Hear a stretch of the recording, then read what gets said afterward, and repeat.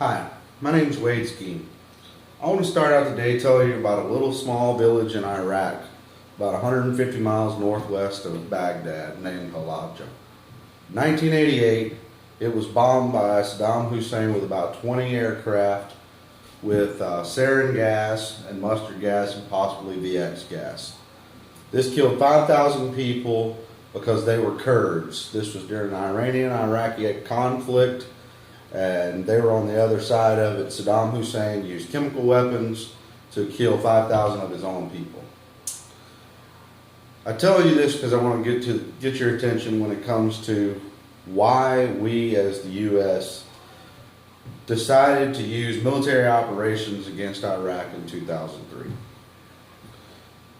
So first off, I want to start with, did we have the authorization to do so? Legally speaking, yes, we did.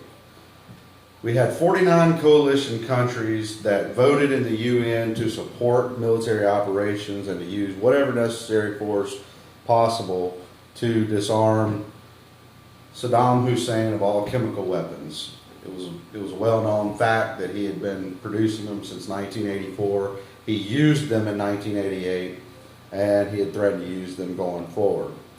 So we established that the UN supported what we were doing. In our own country, Congress, according to congress.gov, also supported that in October of 2002, leading up to the conflict in the spring of 2003. There was so much support for it, even though President Bush was a Republican and had some disagreements with some of the Democratic senators and representatives, there were still 82 senators and representatives that were Democrats that supported it, to include one of our main presidential nominations right now, or presidential hopefuls right now, Hillary Clinton.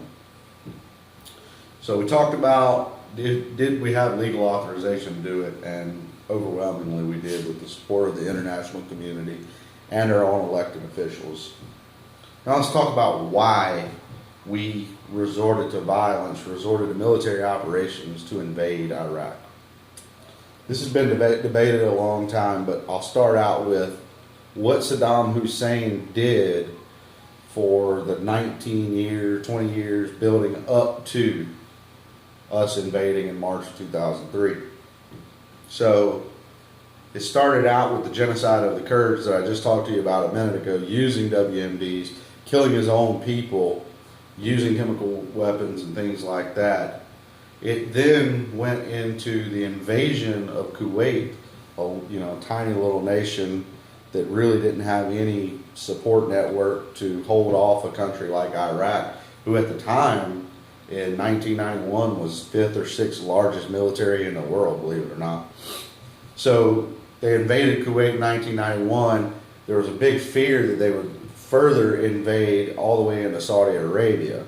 So George Bush Sr., with the approval of the international community again, our own elected officials, authorized military force to go in, push Saddam Hussein out of Kuwait back into Iraq.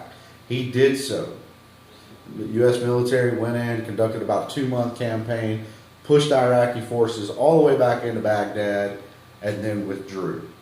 Why did we withdraw? Because that was what we were authorized by the UN to do, was to go in and get the Iraqi forces out of the country of Kuwait. We were not authorized to go in and take over the country of Iraq, nor were we authorized to overthrow Saddam Hussein at that point in time.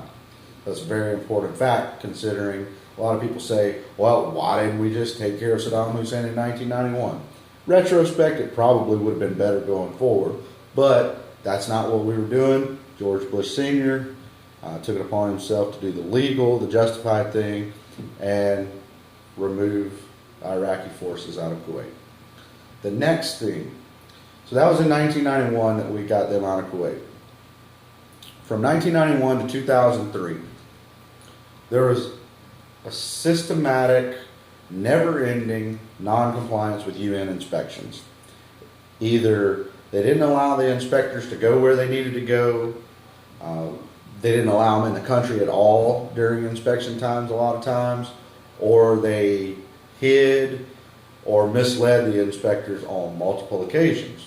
That goes back to what I talked about in the first main point was the UN support that we had in 2003. That was why we had that UN support, was because they had been misleading UN inspectors for 10 or 11 years leading up to that point. Now, that brings us to the really argumentative evidence, the really argumentative point of the invasion of Iraq. What does everybody think about? They think about weapons of mass destruction. They think about George Bush talking about it starting in September of 2002, almost 6 months leading up to U.S. forces entering Iraq, He talked about Saddam Hussein, the Ba'ath Party, and the Iraqi military having weapons of mass destruction. What do we mean by that? Let's clarify that real quick. Weapons of mass destruction are classified into several different categories. One being chemical. This is what we already knew it used: sarin gas, mustard gas, VX gas, things like that. Biological weapons such as smallpox disease, things like that can be weaponized and used against large populations. Nuclear weapons, which we know he tried to acquire at different points in time. There were even Israeli reports from Mossad saying that he had some nuclear capabilities. There's even some information about Israeli aircraft bombing some potential nuclear facilities in Iraq earlier, before all this came about. So that's kind of what we're talking about when we're talking about WMDs. But when we're talking about WMDs in Iraq with Saddam Hussein, we're really talking about chemical weapons. It's what we had a history with. It's what we knew he had been producing. They had been there. We knew they had been there. Everybody knew they had been there. He used them. So what happened to them? Why didn't we find them? Well, it turns out we did find them. According to a New York Times report in 2014, we found over 5,000 chemical weapons between 2004 and 2011. As a matter of fact, 6 U.S. military service members on different occasions were injured while trying to dispose of these chemical weapons. Never made it into the media until 2014, October, I believe it was. You can go in, you can Google U.S. military finds chemical weapons in Iraq, New York Times report. It will bring up the article for you. It was a major article at the time, if you were paying attention.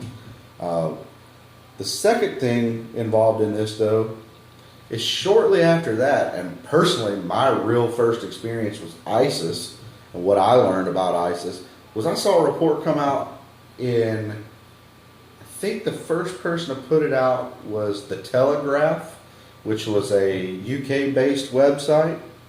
You can also Google this, it'll come up really easy. Just Google ISIS discovers or ISIS captures Saddam era WMDs.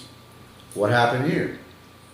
ISIS, when they were really coming about late 2013, early 2014 time frame, they came across Saddam Hussein's major chemical weapons manufacturing facility in Iraq. Guess what they found? A crap load of chemical weapons. So they were still there. They were from the Saddam era. Nobody in Iraq had been producing them since 2004, when Saddam Hussein was removed from power in Iraq. These were still there from before. So it turns out there were chemical weapons in Iraq the whole time. There were WMDs in Iraq the whole time. So to kind of conclude all this, I want to tell you about first how we had the authorization to go in from a legal aspect, from not only our own government, not only us independently as Americans, but the international community also supported us with 49 other countries who also sent troops into Iraq as well. Not all 49 of them, but a lot of them sent troops in there to help with combat operations. Then we talked about Saddam Hussein, his reign over Iraq, the things he did, including genocide, WMD usage, and non-compliance with UN inspectors. Then we talked about the real taboo issue with Iraq, the Iraqi war. And that was evidence of WMDs how they really did exist. And